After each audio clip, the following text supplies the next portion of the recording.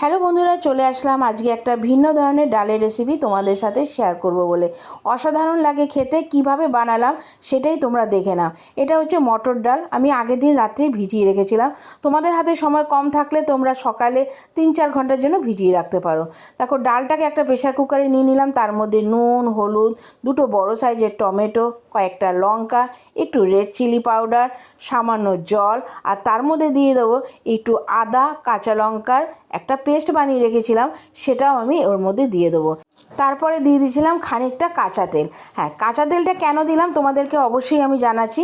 কাঁচা তেল দিলে কিন্তু প্রেশার কুকার থেকে কোনো পরিমাণ জল বেরিয়ে আসে না, সেজন্যই কিন্তু কাঁচা তেলটা এখানে দেওয়া। তো তোমরা যে কোনো ডাল সেদ্ধ করার সময় কিন্তু একটু কাঁচা তেল দিয়েই ইউজ করো।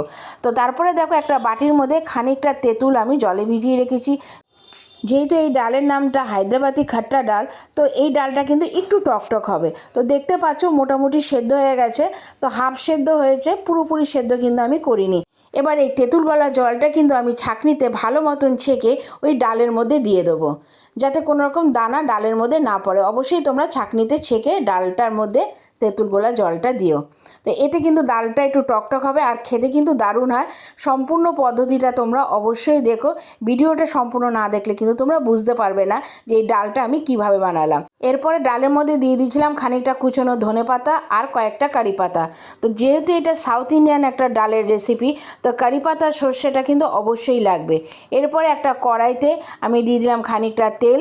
তারপরে ফোড়নে দিয়ে দিয়েছিলাম খানিকটা জিরে, কালো সর্ষে আর 2-3টে শুকনো লঙ্কা আর কুচনো রসুন আর কারি পাতা। আর কারি পাতাটাই কিন্তু আমার পরিমাণটা একটু বেশিই লাগবে। প্রথমেই বললাম রেসিপিটা কিন্তু একটা সাউথ ইন্ডিয়ান রেসিপি। তো যাই হোক, এরপরে এ কটা জিনিসকে কিন্তু আমি ভালো মতন ভেজে নেব।